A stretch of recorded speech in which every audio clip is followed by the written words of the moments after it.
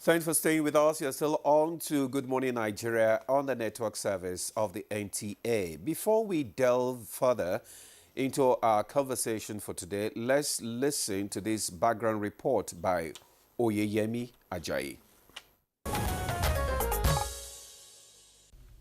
Nigeria's participation at COP29 in Baku, Azerbaijan, focuses more on efforts of the country in the mitigation of the effects of climate change.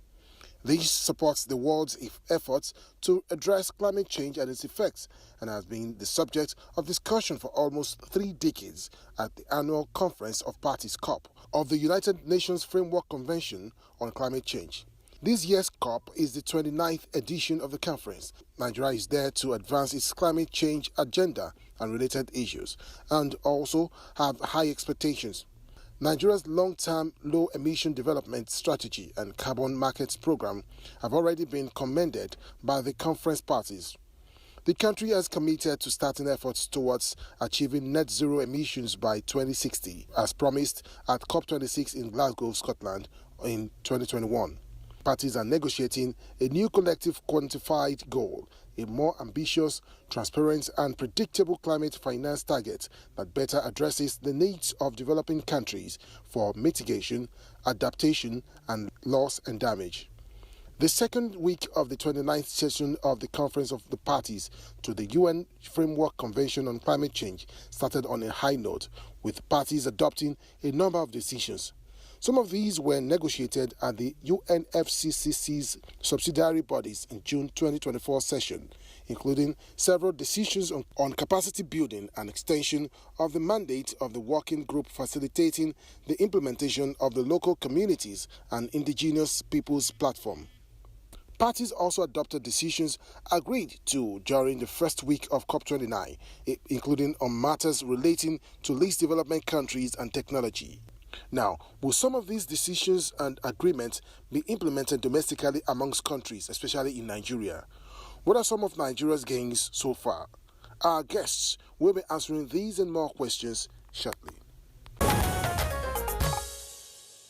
All right, many thanks, Oyeyemi Ajayi, for that background report. Let's now begin introducing our guests for the conversation. And let me begin with Dr. Chimereme Ohajinwa, who is here with us in the studio, environmental toxicologist and public health expert. She is the team lead C-Circle Foundation for Sustainable Health and Environment. A pleasure to welcome you to Good Morning Nigeria. Thank you, sir. Also joining us this time from our Kaduna studio in Kaduna State is Professor Awal Farouk Abdul Salam, Professor of Applied Meteorology and Environmental Sustainability, Kaduna State University. Welcome to Good Morning Nigeria. And Good Morning Nigeria. All right. Also joining us via Zoom from Baku is Representative Samuel Onuigbo, former member of the House of Representatives and sponsor of Nigeria's bill for the current Climate Change Act, and Southeast representative on the board of Northeast Development Commission. Welcome to Good Morning Nigeria. Thank you very much indeed. Right.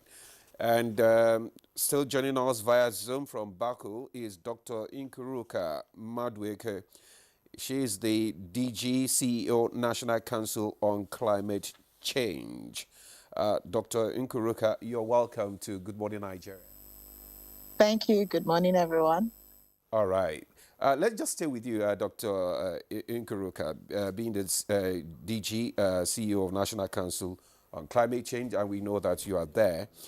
Can you just tell us about the COP29? What exactly are the objectives of COP29? So very clearly, the objective for this COP, nicknamed the Finance COP, is to ensure that we firm up on the climate finance objectives and commitments. One of the things that Africa is asking that is, in addition to the 100 billion already pledged, is that the developed countries would also scale it up to 1.3 trillion. And we're also saying to them that there has to be a reform of the current finance architecture to ensure that what is called climate finance is climate finance and is not confused with development finance, which are two different things, and to ensure that the developed countries meet their pledges, that is no longer talk as usual, but those talk will be matched with clear investment opportunities and options. And then secondly as well is firming up on Article 6 of Paris Agreement that touches on carbon markets, basically firming up on the structure for Article 6.2, 6.4, and also 6.8. For us as African, for us as Nigeria, the carbon market presents an opportunity for us to have what we call non-oil revenues to ensure that we're able to meet up on our NDC priorities as well. Thank you. Right, many thanks, Dr. Madwekwe, for your opening remarks. Let's just get across to our Representative Samuel Onibo, who is not too far from where you are there. Good to see you. Mr. Onibo. Yes. Just wanted to find out, I'm sure you've listened to Dr. Madwekwe. What have the proceedings been like? Does it look to you like it's going in a way that it could be more productive than the last time out? Well, thank you very much indeed. We are making progress in that things are getting, taking a proper shape. By this, I am talking about even as a continent, we are negotiating and speaking with one voice. If you have had the chance to read the speech by Mr. President, presented by the minister, you would find that everything we said there, yes, we're taking our position as a nation, but it's aligned, if you are discussing this issue of carbon market, it's aligned with the position of Africa on the issue of carbon market. And why I say that this is making progress is that last year during COP28 in Dubai, Mr. President activated a committee where he appointed the director, the DG of National Council on Climate Change, and the chairman of Federal Inland Revenue as co-chairman on how to activate the market. And then, if you look at that, you will find that that is based on the law. Because if you go to section 4, subsection I of the law, you will find that there is that requirement as part of the functions of the NCCC to be able to come up with these things in a collaborative manner. It's the NCCC that has the authority to coordinate, but then it has to be able to do these things along with Federal Inland Revenue. That's when you're talking about carbon tax. And then you're talking about carbon as a whole, as provided in section 19. You are going to carry along ministries of environment, national planning, and all that, and also Ministry of Trade. So for us, having the law in place, and then these things are falling in place gradually. Yes, there's a challenge about negotiating Article 6. It's been there, and the concern we have is that this is almost 9 years since this was passed, and countries are still having challenges. Even the global north, they are not coming forward, but progress is being made, and the joy that I have is that this is coming in a coordinated and sustained way. That's why I'm hopeful that we are moving towards the right path. Okay, thank you so much, Honorable. We'll get back to you. Let's go to our Kaduna studio where we have Professor Awal Farouk Abdusalam. And my question will be that do you think, or how will this summit actually address the growing concerns of let's say, growing concerns about climate change, particularly in the vulnerable communities in Africa? That's a very good question because all this climate discussion, negotiation, and the conference of parties of 29 years, the benefit or the main the focus of it is to trickle down to the downtrodden, and they're the most vulnerable people to be affected by this climate change from all angles, especially here in sub-Saharan Africa and in Nigeria, where by geography and by our underlying socio-economic factors are readily vulnerable to the climate, to the changing climate, and we are witnessing these vulnerabilities and reactions to it. So coming back to the negotiation. Like I said, this is the 29th year of these negotiations. This year's objectives were so ambitious, but generally, from the with the researchers and monitoring what is going, the outcome and the implementation of the outcomes, you can rate it very, very low, and this is to some extent dashing the hope of these vulnerable communities. For example, this year's COP focused on financing, which is very good, ambitious, from billions to trillions, climate education. But to me, the most important thing for countries like Nigeria and Africa is to focus on the issue of adaptation strategies, which the vulnerable communities, as you said, have already, from local researchers, have already been coming up with ways to adapt, very crude ways to adapt, and some of them don't even know or don't even really understand what is going on. So connecting the vulnerable communities to the COP is very difficult because the access, the benefits cannot be seen or are not visible at all so far. We don't want to say that the discussions are just for the elites, for the scientists, of course, are there, but these are national governments coming to discuss. But most of the resolutions are not well implemented. Especially, example is the 100 billion per year fund, which is very difficult for African states to access because of the protocols in accessing the funding. Now there is a call for increasing the funding. I think the most important thing is to call for accessibility, and that is the only way that will help our government to transition from non to clean energy, which is very, very necessary in fighting climate change. Victor. All right, thank you very much, Prof. Thank you very much. Let me get now into the studio where May is. You've had the privilege of listening to all of our guests, those in Baku and outside of Baku. What would you say are the most important decisions taken at this year's climate so far when it concerns Nigeria?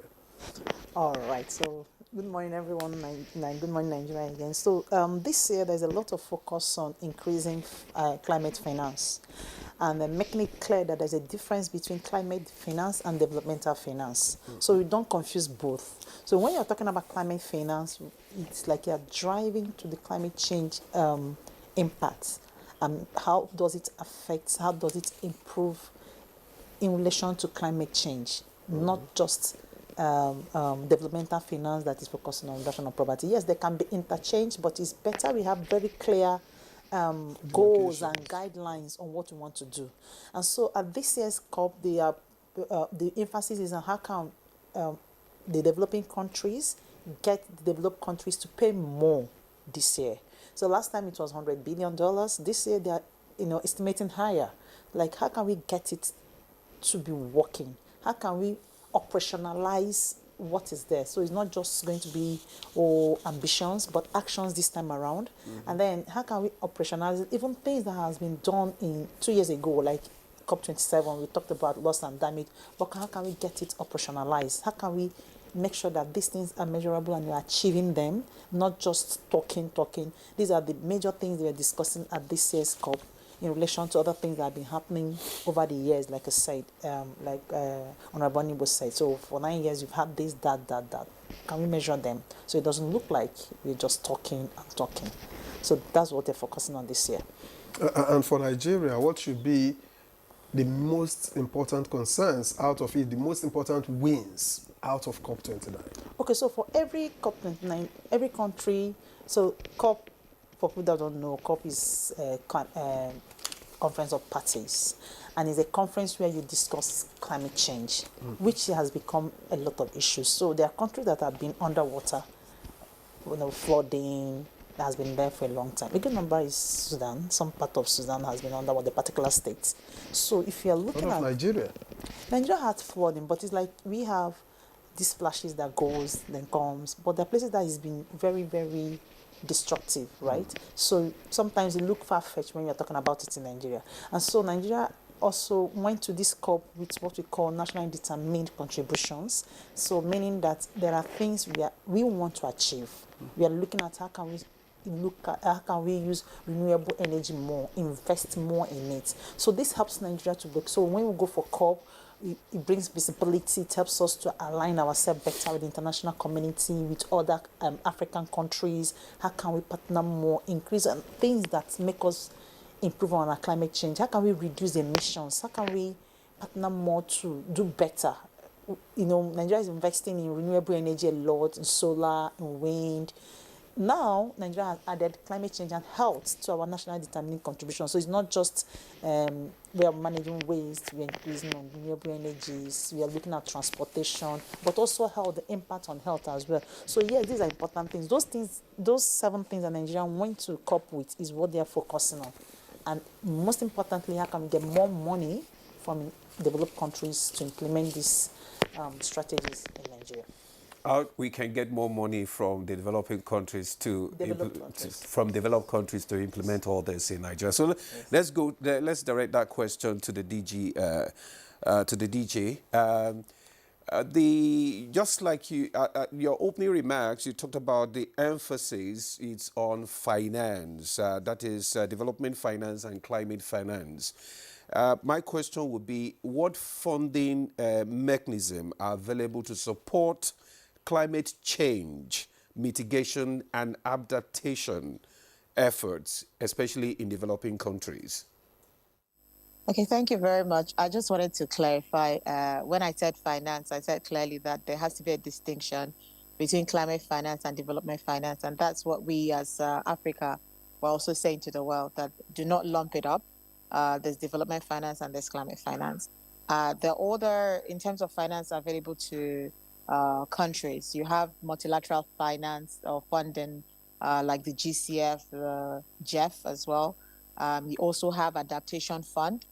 You also have as well philanthropy fund. You also have parties also contributing as well to assist other countries. We're talking about money coming from the north to the south.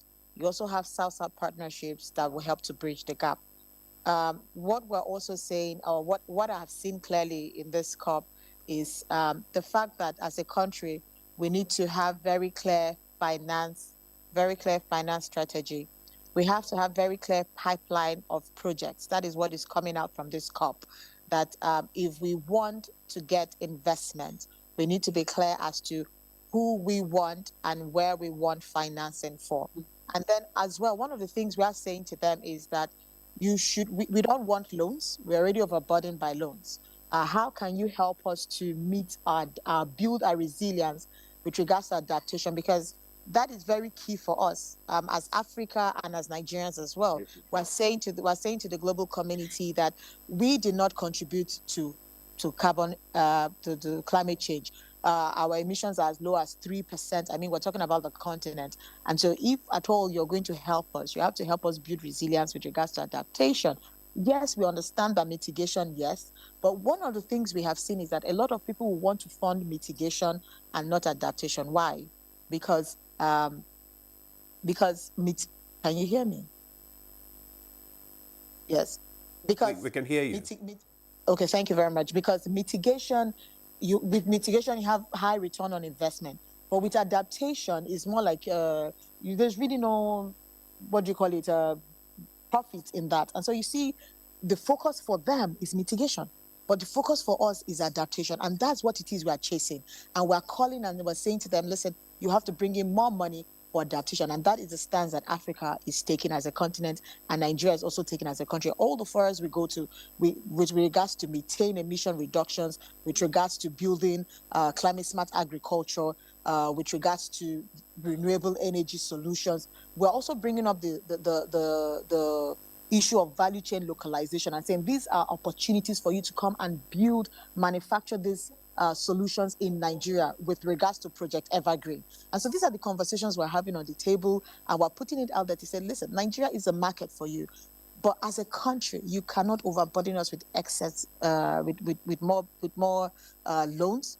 Can we think grants to help us move and build our resilience, our adaptation, because we already have low adaptive capacity, and that's why the impact of climate change is affecting us the way it is. So these are the issues on ground. And like I said, just to be very clear, one of the things that is coming out very clearly, leaving COP29, is coming back home and ensuring that we have clear finance plan. I don't know if you're aware, but we have the nationally determined contribution implementation framework that we are now turning to a financial plan. And what is doing for us is that we are merging the energy transition plan, the NDC implementation framework, which we're turning to a financial plan, the adaptation compacts that we have, and also to merge them all together to ensure that Nigeria has one clear document that can tell any investor, with regards to adaptation, bring in money here. With regards to mitigation, bring in money here. So taking away from COP29 is Nigeria needs to have very clear financial strategy, investment pipeline of projects that will be able to drive in investment. And again, important is operationalizing the climate change fund that is in the Act. With the climate change fund, Nigeria is able to warehouse multilateral financing, multilateral funding. We're able to also get money from, as well, the National Assembly. We're also able to get money from states and coerce it together, collect it together, and be able to address the issues in the subnationals. Like my colleague in the States said, again, what is coming out again, I'm so sorry, what is coming out again from this COP is there has to be an alignment from the national to subnational. And one of the good things that has happened in this COP was that we were able to bring, as the National Council on Climate Change Secretariat, we're able to bring participants from the states, from the subnationals. We first and foremost trained them as negotiators, and secondly, what it is we did, we were able to bring them with support from the funders, from donor partners, because you have to bridge that communication gap. These things happen at the subnationals. At the national, we do the law, we do the policy, but at the end of the day, these things happen at the states, and so the states need to be on the table. They need to understand, and so these are the things that are coming out of this COP29 that we're going back home to Nigeria to ensure that all these issues are effectively and efficiently addressed.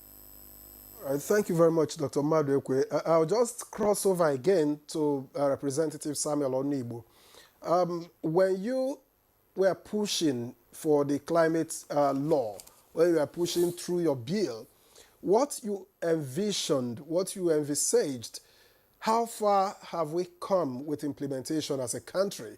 Have we lived up to expectation, given how many years have now gone by? Are we where we ought to be? Because Nigeria also has its own responsibilities. When you are calling on others to meet you at certain points, you also have responsibilities to meet them, somewhere halfway. So have we reached where we ought to be? Thank you very much. Well, it's a great ambition. So maybe imagine that we have already reached where we ought to be. No, we have not reached there. But one thing is clear. The law in itself, the Climate Change Act, when we were working on it, or when I sponsored it in Parliament, we came up with the view that we should think into the future. And I'm happy about some of the things that are coming up. I listened to the DG very carefully, and she talked about bringing in the subnationals. So in terms of what the law has done or what the law is helping them to do, yes, the law has made all these provisions. She also talked about the climate change fund. It's provided for in the law. And we thought about all these things ahead. And then on the other issue of the subnationals, the law provides for a representative, that's the chairman of the Governors Forum, to be on the National Council on Climate Change whenever they sit, whenever Mr. President presides. Similarly, the law also provides for the president of the Association of Local Governments of Nigeria, which is 774 of them. What this has done, actually, is that it does not stop there. It also provided for the inclusion of youths, women in their own rights, apart from women who are coming from Ministry of Women Affairs, and then even people with disabilities and the private sector. So if you look at it generally, you will see that the law has a wide provision, is ambitious in nature, and we also using this opportunity to encourage the subnationals to come up with their own climate change governance frameworks so that they will understand these things better. Like the DG said, the position is clear. Nobody, the climate change emissions and all that, they do not come from the villa. They come from the Aso Villa. They come from villages where we burn the forest, where we fell trees, where we do engage in some funny minings and all that, or those who are, refining fuels in the local areas. So these are where the emissions are coming from. So, but the law is quite ambitious because it has provided for these things to be done. So for me, I think we have a great opportunity, we have hope.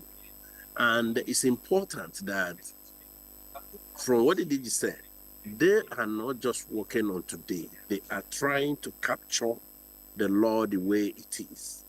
Law should be, fully implemented. And what I will perhaps say here is that, yes, I sponsor the law or the act in the parliament, but we're also looking for a way for the government to make sure that it understands that it has a near perfect umbrella organization like the National Council on Climate Change. Today, you've seen people come from Ministry of Women Affairs, you've seen the minister here. People have come from different aspects, aviation and all that.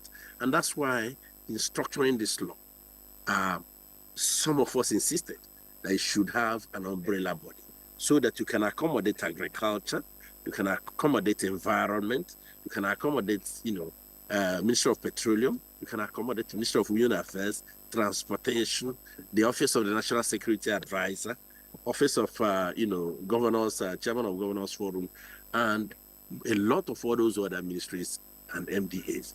Again, apart from the subnationals, the private sector is also required to play a role. The law provides for this and even provides for fines. So we have a law that is recognized, that is respected globally. A number of persons will tell you that they have read the law outside of Nigeria. Some have used it for research and they recognize that the law is strong. So it is the implementation, the support for the National Council on Climate Change, so that they understand that it's no longer, one ministry that is saddled with a responsibility. No, we have a coordinating body that is cooperating, collaborating with Ministry of Environment, Ministry of Trade, Federal Inland Revenue, Ministry of, Water Resources, and all that, to be able to come up with things that we require. It's not something you finish, you start and finish now. But I started my statement by saying, look, we are making steady progress. When Mr. President was here last year, before he came here, he read his budget and said he was going to be involved in the issue of climate change. And he did that in paragraphs 23, 24, 25 of his speech.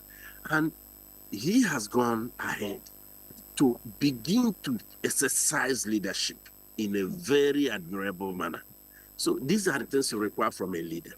He was there, he led from the front, and he got involved on even how we're going to triple renewables. And not only that, he also issued a piece on CNN News where he said, we have the chance to leapfrog in issues of manufacturing from the green angle. And of course, he followed that up by setting up the Evergreen. And that Evergreen, if you check, you see that we have similar organizations in South Africa, in India, in Indonesia, to be able to propel development, bearing green manufacturing and green industrialization in mind.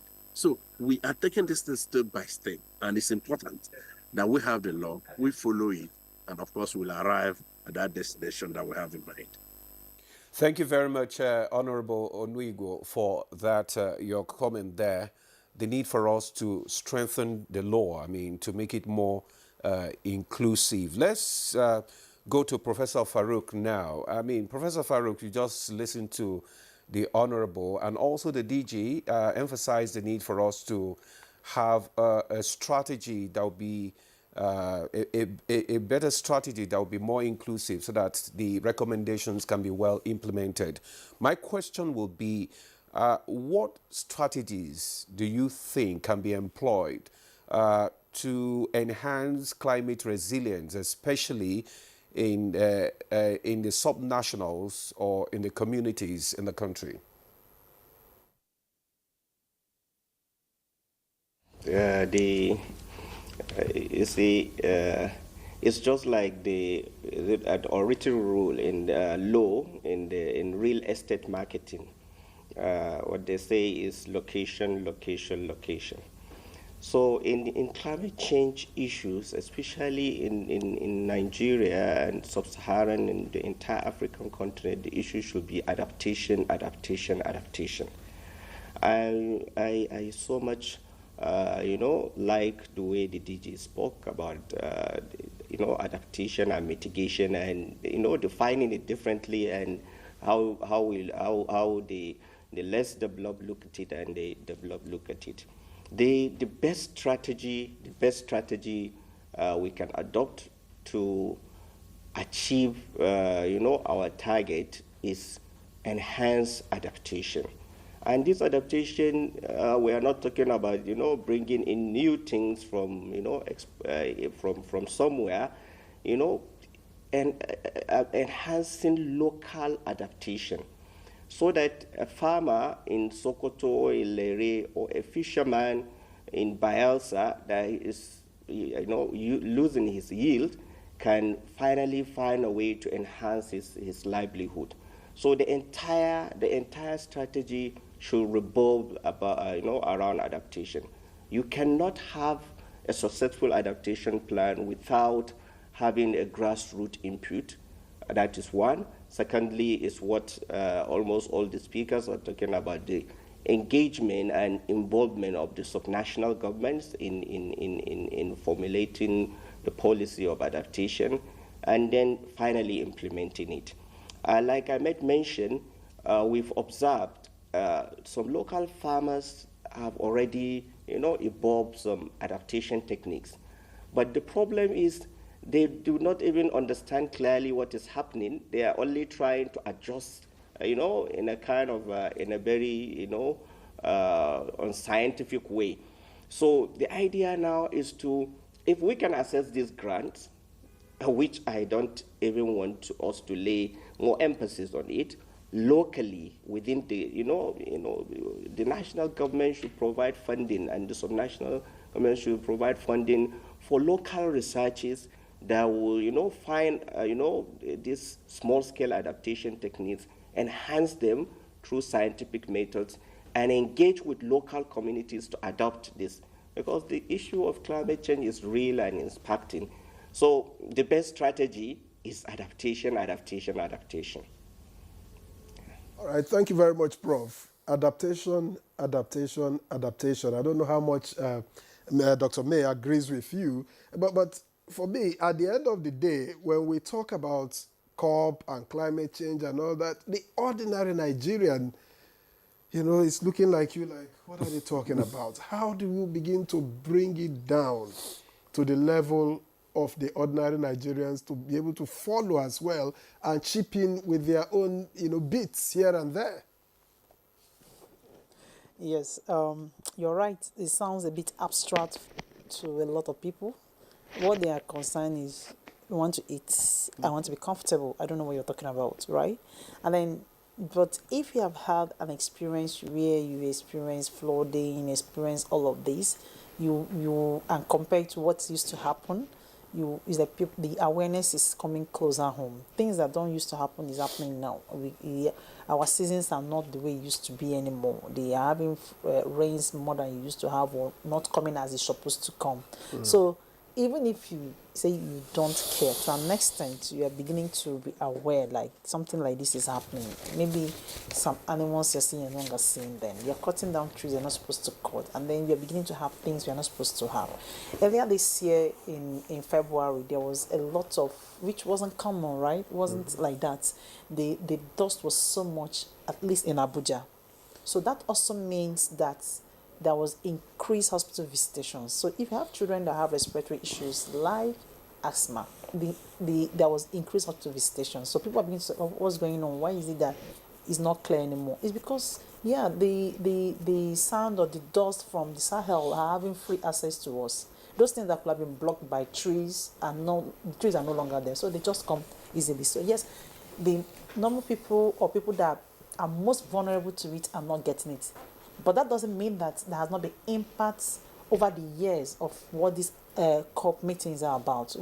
There's increased knowledge, there's increased policies, that we are beginning to talk about renewable energy. We are talking about our youth are getting involved. We are getting to empower them. They are part of, at the COP, there is a youth section. They are talking about it, so that your people are not going doesn't mean that our people are not sending their people as well to be part of it. So the youth are more aware in schools, in secondary schools. They're talking about it now. So people are more aware. So the issue now is how do we move it to action that will really have measurable outcome, right? But yes, people are not seeing it. But if you can ask the normal a farmer, they are beginning to experience it a little by little. And then I think Nigeria is putting in a lot of effort in it. But do they know what they are experiencing? When you say they are beginning to experience it little by little, do they know what it is they are experiencing? Yes, that's what I'm saying, that there's a lot of increase in knowledge about what is going on. So because if you're in the agri sector, there's a lot of increase in it. You're looking at food security. Why am I not producing as I'm supposed to produce? Is either there is drought or there's flooding. So what's going on? So there is also indigenous knowledge about how to know these things that we didn't study the science of the indigenous knowledge. It's like the indigenous knowledge just lost. But we are bringing it back when you go for agri meetings and seeing how do we communicate it better to people. Is it a language barrier? What is it? Is it finance? So these are some of the things that have been the benefits of going for these COP meetings, as we are having better visibility, international collaborations, youth engagement, policies. We didn't have National Climate Change Council before, now we have it. So there's a lot of impact that is making, and more people are getting to know about it, and it's just having it to sink home and you relate to it in your everyday life from any sector where you are. So you might not be in agri, you might not be in health, but is it happening in your own sector? Being able to understand that this is what is going on and how can we adjust, apart from, yes, we are hungry, I want to eat, I don't care what they're talking about, but how, if I don't care, what does it mean in the next 10 years? It becomes, this is one area where awareness, where enlightenment becomes so important. And that's why I want to ask the DG. I don't know how much you are prioritizing, creating awareness, reaching out, advocacy, publicity, or whatever you call it in those terms. How much is that a priority for you? I was going to raise my hand and say, oh, can I talk? So thank you for asking me this question. What you said is the key word, awareness. And for us is collaboration and synergy. The media is so key to everything we're doing as Secretariat. With the media, we're able to cut across different demography. And when we say media, we're talking about radio, we're talking about the print media, we're talking about the online, we're talking about TV. And our strategy is for us to work closely with the media. And then also work closely, because we already have an agency in Nigeria that his role is creating awareness, and that's the National Orientation Agency, is to have that relationship with National Orientation Agency that has offices in the 36 states of Nigeria and the FCT, to be able to ensure that we get to the states, we get to the subnationals, we're able to speak in your language and help you understand what is climate change. The first one. The second one is, what are the NDCs?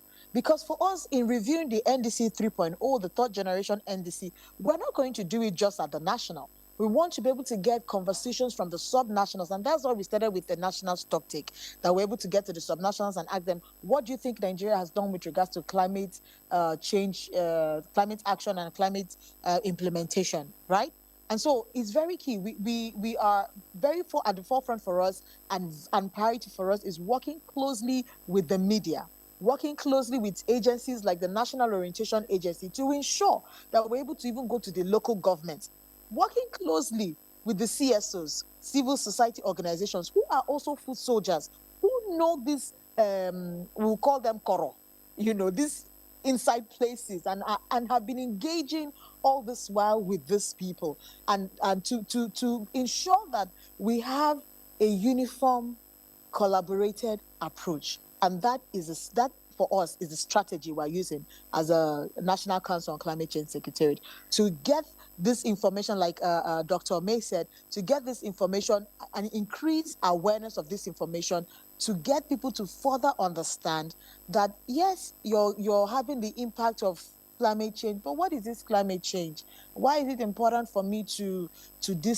change the way I do certain things? Why is it important for me not to just indiscriminately throw plastics and all that? Why is it important for me to basically behavioral change? And for you to have behavioral change, understanding is key.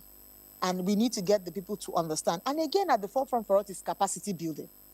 How would we get the press to share this information? Capacity building is important. To work with the press, to build the capacity of the press, to be able to inform the Nigerian public about climate change issues, to be able to bring the public along, to help them as part of the dialogue, as part of the conversation. Again, we're also looking at working closely with the young people as well, the youth, because Nigeria is a young population, and we have more youth, in terms of our demography. And we're talking about the future. We're talking about sustainable development, which is ability to meet your current needs and not affect the future to also meet its needs.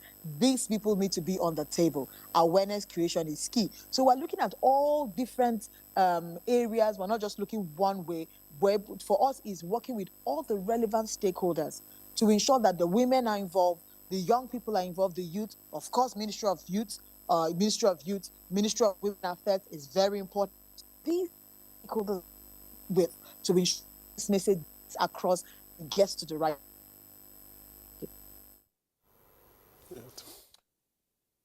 DG, for that, letting us know your effort in creating awareness, especially getting the people, the media and other sectors involved in this awareness campaign. But I still want to stay with you, because earlier on, Honorable Onuigbo mentioned the need for you to get the buy-in of the private sector. So what's the council doing, to get the private sector initiative, especially in financing this climate change issue? Thank you so much. Like we said, we're working with all relevant stakeholders, and the private sector is key. You cannot talk about finance without talking about the private sector. One of the things I've been saying, even before coming to COP, is saying that we have to be able to bridge the gap between public finance, private finance, and donor partnership. There is so much, there's a limit to which public finance can go, public funding can go. There is a limit to which donor partner or donor funding can go. But there's so much that private sector finance can go. How do you bring them into the conversation? One of the things we're doing as National Council on Climate Change Secretariat is to train the private sector on Article 6. Socialize the NDCs with them as well. We're doing that in the next coming back from COP. That's one of the first things we're doing, because we've seen that there's a gap. And how do you bring people to buy your idea if they don't understand what you're talking about? And again, in September, we with the support of NDC partnership, National Determined Contribution Partnership, we had what is called the checklist, and the checklist project is ongoing, where we match the private sector with would-be investors, with intended investees. And at that forum, we were able to explain to them what NDC was, or what NDC is. And a lot of what came out from that was, we need to engage more. And that is what we have at the forefront for us. We need to engage the private sector more. So the first thing we're doing is having that workshop where we're getting private sector, we're getting companies to come and understand what Article 6 is with regards to the carbon market, what is the nationally determined contribution, and where do you fit in? Where can you see investment opportunities? Also with regards to our pipeline of projects, also to train them on projects, carbon projects. Because one of the things we've also seen is a gap in understanding what will fit as a carbon project. And so for us, it's also building their capacity so that they can also engage. And to say to them, this is a market for you.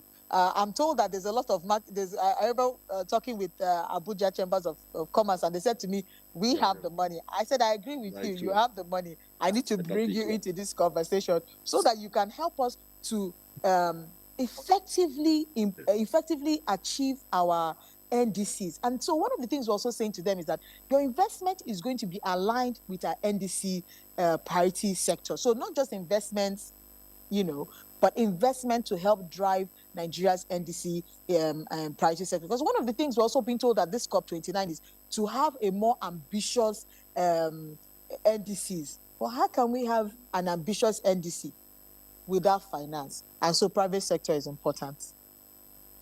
Thank you very much, Dr. Hajowa. Thank you very much. While you were speaking, Dr. May has been itching to respond to some of the issues that you raised. So perhaps you have the time to do that now. Oh, okay, so when she was talking about private sector involvement, yes, it's very important to look at private sector involvement, but that also has to do with our policies. What are the policies we are putting in that make them benefit? Because most businesses, yes, the businesses have the money. Government cannot do everything. That's public financing, right? But the policies are important. So the business, first of all, even if they're investing, they are going to make profit first. That's usually so. The policies are important that we set in such a way that they make profits. The business environment is very good for them. I'm in a consulting, so private sector part, and you're coming in, and sometimes you see this blockade and you're wondering, are you sure we want to make progress? So we need to get it done because they have the money to invest in research, in innovation. They have the money to test run whatever it is that they've talked about in COP. How does it work here?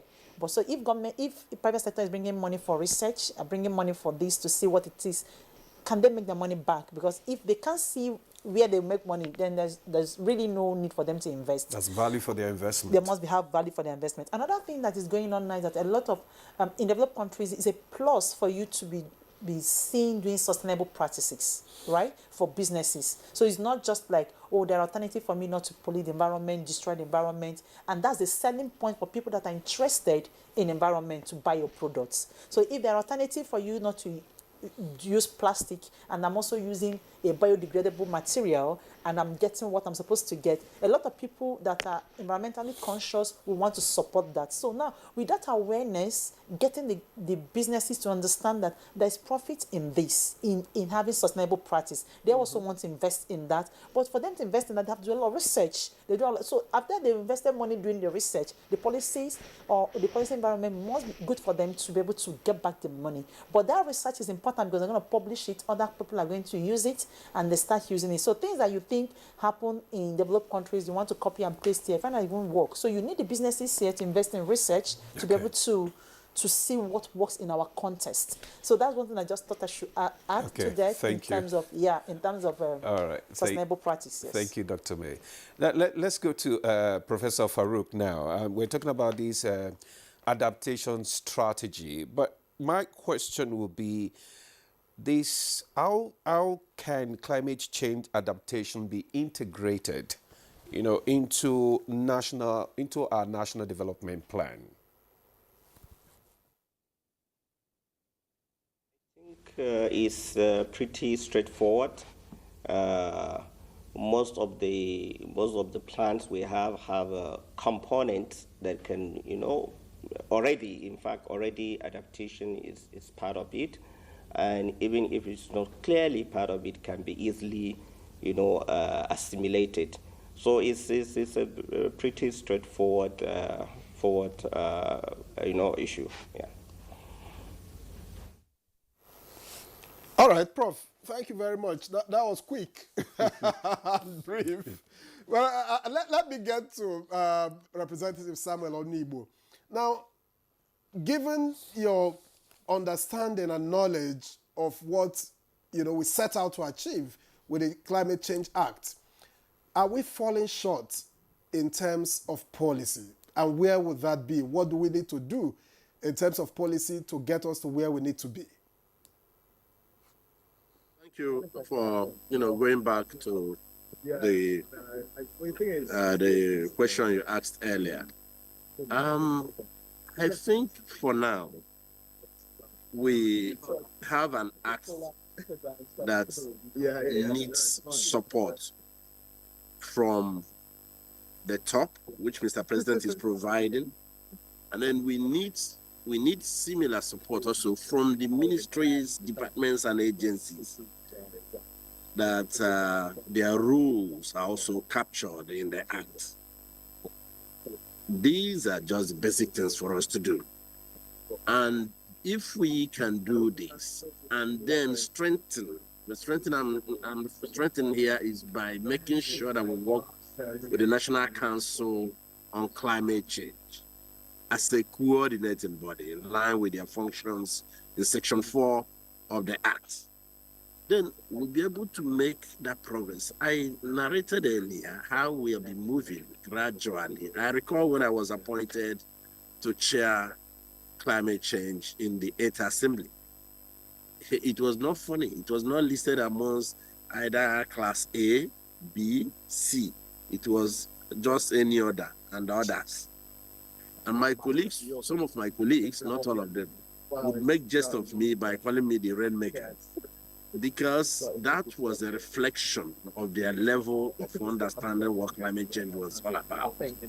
But there were many more who understood it, and either from their wives or something, who also extended support.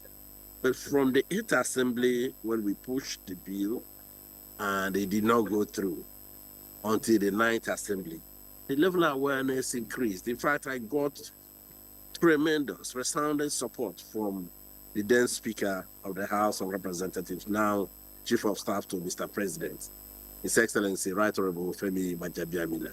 Because he joined hands with me to make sure we push forward. So the bill is strong, the act is strong. All we need to do is to create that support, know that we have an umbrella body now.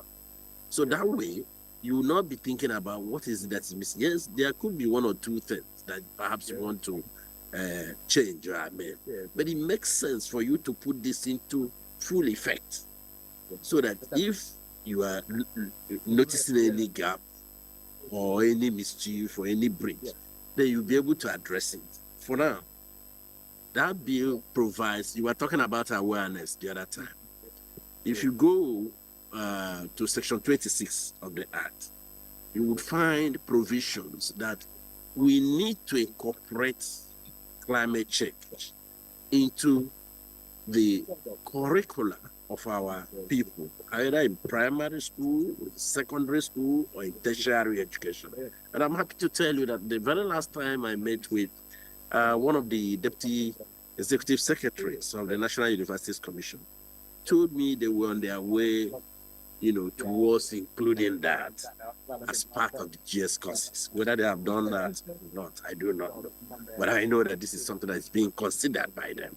So similarly, if we also have this in the primary and secondary education, we'll be creating that awareness without even knowing it. Again, we have a provision of the Act that requires the National Council on Climate Change to once in a while engage with the CSOs, and so that everyone is on board.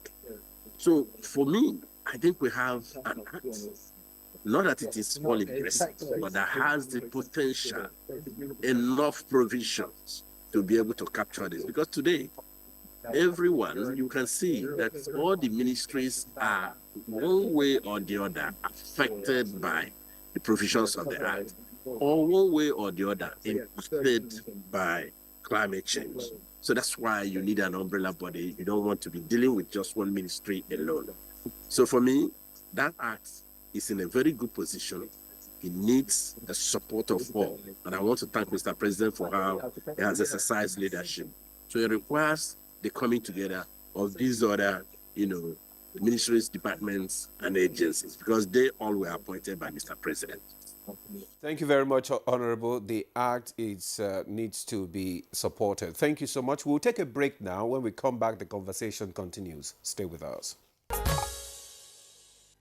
Thanks for staying with us. You're still on to Good Morning Nigeria on the network service of the NTA. And our discussion is still on COP29 Summit on climate change. And our guests, they are still with us. Let's go back to the DG because we gathered that you will soon be leaving us. So just want to ask you this question. What next steps do you think Nigeria should take to ensure effective implementation of COP29 agreement? COP29 agreement. So, like I earlier said, we're still at the negotiation table. We're hoping that they'll be able to agree with Africa's position with regards to the things we've tabled for Article 6 and also the climate finance.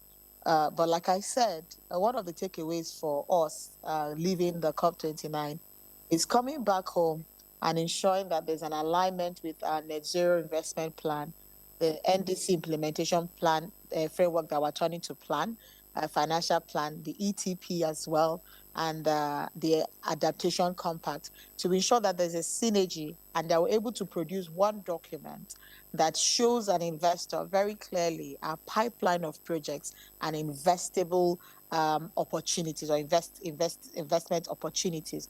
That for me is the key takeaway from COP29, because we cannot be asking for finance, we cannot be asking for funding, and then we do not have a document, we do not have a clear strategy to show investors or investors where to invest in. Yes, we have the ETP, yes, and several other documents, but let there be an alignment and synergy. So those are part of the things we're also working towards. And then very clear as well is ensuring, for me again, to take away from COP29, that all the voices are part of our NDC review, NDC 3.0. The Ministry of Finance is key. In time past, you have not seen Ministry of Finance take the lead with regards to NDC development.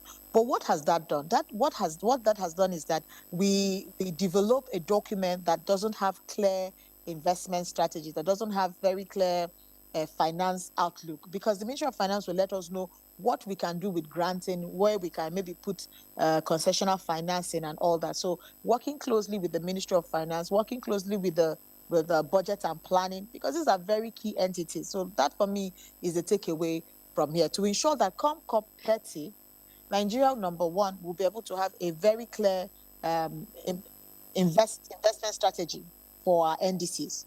Number two, that we have been able to close the gap between the subnationals and the national.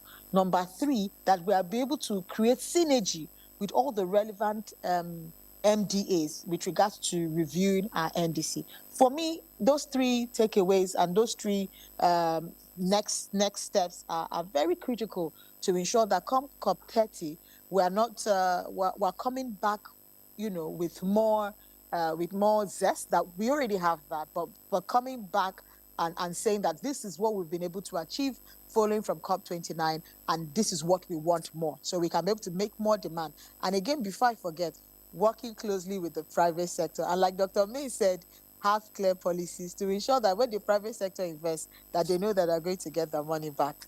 Thank you. All right, thank you very much, DG. Let me quickly get to Representative Samuel Onigbo so that we can let both of you go. Now, the issue of financing climate targets and reducing carbon footprints have, elicited arguments between small polluters and the big polluters. Where has COP29 led us in terms of this debate? And has it been able to resolve the issues here? Well, before I answer that, let me quickly touch on a few things that the DG said about getting the Ministry of Finance to be part of what they want to develop, particularly looking at the NDCs that we are going to come up with in the near future. I think next one is due next year.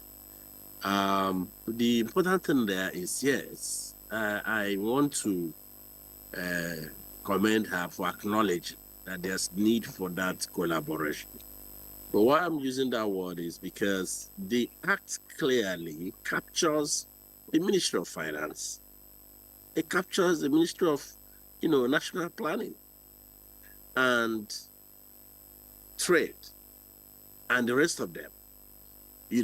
That these ones, Ministry of Justice as well, these ones that have roles to play, because in structuring this act, we started thinking into the future. So it's important for you to get the Ministry of Finance and Ministry of National Planning to please, for them to come on board, even the Ministry of Trade, because these things are not just done, in silos. They are done in a collaborative manner to be able to get the desired outcome. Now, on your question on whether we are making progress, you had the DG, negotiations are still ongoing, but there's no doubt whatsoever that following the inaugural climate summits of African heads of state and governments in September 2023 in Nairobi, Kenya, a lot of awareness and a lot of strategy, has come up around Africa, so that when we're doing things, we're doing it in a coordinated manner. Because if you were to go one by one, you probably not make the impact. But coming together now as a team, we get attention, and from that attention, we are likely to achieve, very useful and fruitful resolutions. So that's about that one. But there's no doubt, even the issue of Article 6, on carbon market that we talked about, that is contained there, Article 6 of the Paris Agreement, whether you're talking about 6.2 or 6.4, 6.8, these things require knowledge. And it's important that Nigerians begin to study, look for information, so that the knowledge gap is reduced. So that when we come out as Nigerians to discuss these things, we are sufficiently, adequately armed to be able to talk about them and extract, the kind of outcome that we want to extract from negotiations. So we need to look at those things and make sure that we are working as a team. There's no doubt, with the kind of leadership that Mr. President has provided, he has exercised leadership on this issue of climate change far beyond, maybe what a lot of people are yet to capture. So with that, following his pronouncements with actions, verifiable actions, I think we are on the right path. And in no doubt, and in no time, we'll be able to begin to see the values. But let me conclude by saying that there are also people who are engaged with other donor agencies and not, aside of organizations or even some of the subnationals. So it does not mean that we are starting and ending just with maybe what we're doing as a delegation. There are even private people who have come. That's why sometimes when you look at the number of people that they say it's Nigerian delegation, Some of them come from London, but they are carrying Nigerian passports. So there are people engaging, and these engagements, from what we know now, have the potential to bear fruits. Thank you for your time, so that I'll be able to. All right, Representative Samuel Onigbo, unfortunately we have to let you go. I had thought you would make reference to food security and health, but nonetheless, we thank you very much for your time from Baku in Azerbaijan. Thank you very much. And okay, talking about security and health, there's nexus between climate change and security and health. Okay. Food security and health. Absolutely. That's why we are saying that there's need for better understanding of what the Act captures. The Act captures that you have to work with Ministry of Agriculture. The Act also captures that you have to work with the National Security Advisor, who is sitting on that council. So because it is only when you have that security, you are producing enough, you have food security. But if you have insurgency, banditry, or people not being able to go to their farms, at the end of the day, you are likely to have challenge with your food security. But if you have what you have planted over a period of time, destroyed by flood, wiped away by flood, or desertification, it has the potential to impact and create problems for you in your food security. So these things are intertwined, they're integrated. So we have to, that's why I'm saying we have to look at the Act, follow the provisions of the Act, and now work together to be able to achieve our aims. So Representative Samuel Onigbo, we thank you very much for your contributions to Good Morning Nigeria this morning. Thank you for your time. Let me also thank Dr. Nkiruka Madwekwe, DG CEO, National Council on Climate Change. It's been a pleasure also having you talk with us from Baku in Azerbaijan. Permit me to add a bit on the health aspect. As you know, we're also adding health as one of the priority areas for us in the NDC review. So that also says to you that we've identified that health is very essential to us meeting our climate actions, and also seeing the intersection between climate change and health as well, because when you have flooding, the health is your health is impacted. When you cannot feed, you have malnourishment and all that. So there's a very clear intersection between health and climate change. So thank you so much for the contribution, and we wish you fruitful engagement in your meeting. All right, back. Yes. Thank you so much. Let's get back to Professor Farouk. I mean, he's still with us. We're talking about this COP27, 28, 29, but the most important. We're even talking about 30 already. Well, but the real thing is about action. Just like your Honorable Onigbo talked about, the need for us to have the action. What advice would you give, I mean, to our policymakers, our stakeholders on effective climate, change action? Excellent. I think as much as the fancy meetings are taking place, the fancy discourse using vocabularies, they are good. They are enablers. They provide the environment, the policy, the law, and to enable, policies to be implemented. There are emerging concepts that are very, very important for tackling the issue of climate change. Example is the concept of climate crisis, climate, looking climate from the lens of a disaster, and climate justice, looking at climate change issues from the angle of the people that were vulnerable, marginalized population. I think it's very important for our policymakers to understand this concept clearly. For an investor, we've been talking about investment, financing, For an investor, climate change can be an opportunity for him to invest his money and reap a lot of reward, which there are a lot of opportunities in climate change, yes. But for policymakers and government, the most important lens look at climate change, to look at it as an emergency, as a disaster, as a crisis. Putting that lens or understanding it in that concept will now trigger more action than just policy formulation and in the emergency management. When disasters strike, the first thing is to respond and then and complete the cycle. So climate change, as of today, is a crisis, it's a disaster, and for our policymakers, they just have to look at it this way for them to respond appropriately. For other sectors, yes, they can look at climate change as an opportunity to invest, as an opportunity to do so many things. But really, especially in Nigeria, in African countries, it is even when we see it as a disaster, then we'll put more pressure to get the funding to take care of the disaster. But if we continue with the elitist meetings and fancy meetings, then the real marginalized people that are more vulnerable to climate change will continue to lavish in anguish, in poverty, and in death, because climate change can bring death directly. And we are seeing it already happening. So it should be taken as a very serious issue.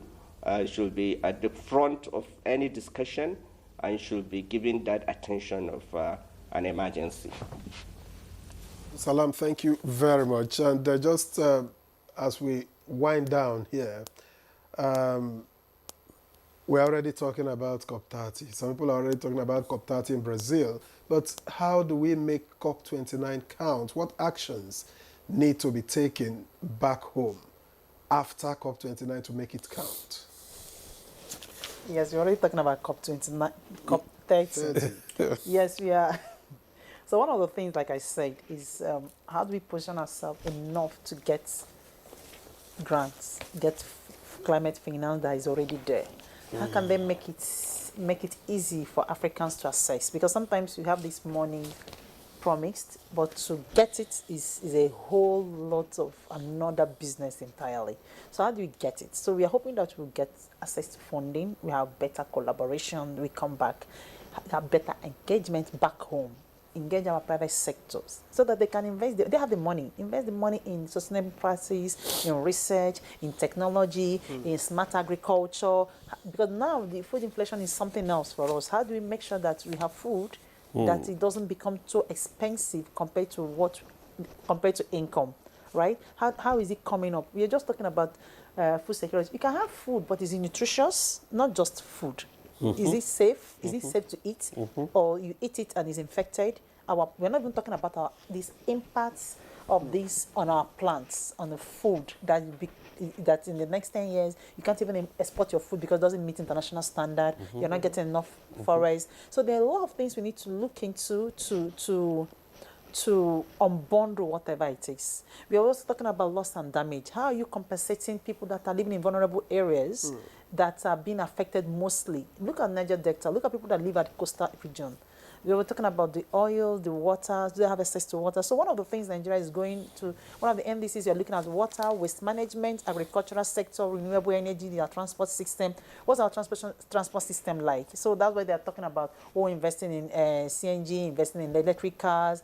But then it doesn't work. Even the ones we have, how are they doing it? How do we drive? You see cars in Abuja emitting black smoke in a capital city. You see trucks moving without. It's like you look at the person driving and you're wondering, how did you get the license? So apart from that, these are small things. How are we reducing the emission, but also reducing the emission in such a way that we transit what they call just transition. We transit to not using fossil fuel, but it doesn't affect us in a way that we become poorer. No. So how do we do all of these? These are things that are going to be unbundled, even though they speak as BB English. These are important meetings, but it's not left for us to implement in such a way that it helps us in a way that we can move. We see it as a good business to invest in.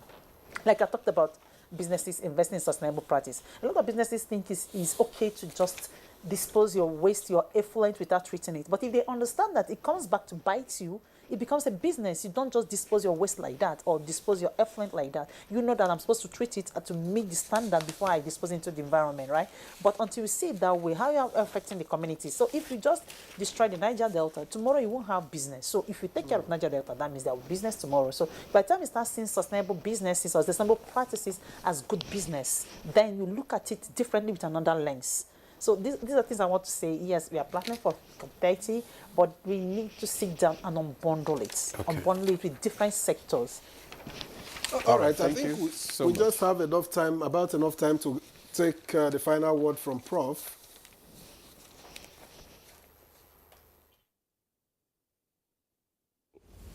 All right.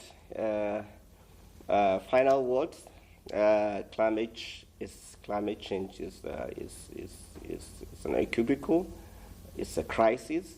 The impacts are here. We've seen the impacts in almost every sector of our livelihood, health, whatever you can think of.